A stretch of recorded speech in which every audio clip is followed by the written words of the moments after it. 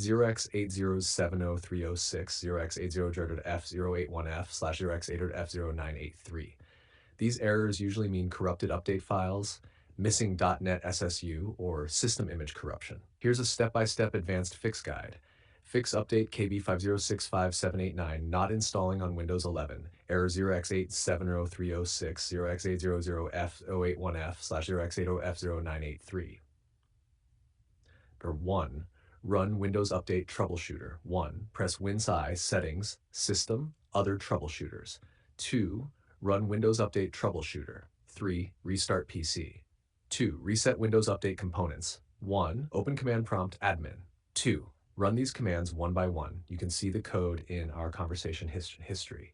3. Try updating again. Repair system image errors. 0x800f01f and 0x800f0983 are often due to missing corrupted system files. 1. Open PowerShell admin. Run. You can see the code in our conversation history. 3. Restart PC. Step 4. Install .NET and Servicing Stack Updates, SSU. Download and install the latest .NET Framework Runtime /.net.microsoft.com/enus/download/.NET. Install the latest Servicing Stack Update, SSU, from Microsoft Update Catalog. Please open your app to see this link. Manually install KB5065789.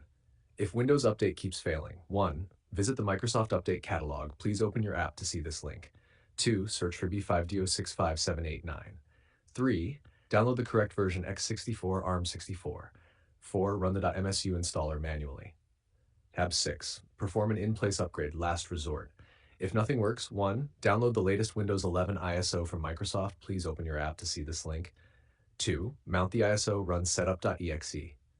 3. Choose Keep Personal Files and Apps. 4. This refreshes Windows and forces updates to install without losing data. Final check. After fixes, go to Settings, Windows Update, check for updates. KB5065789 should install successfully.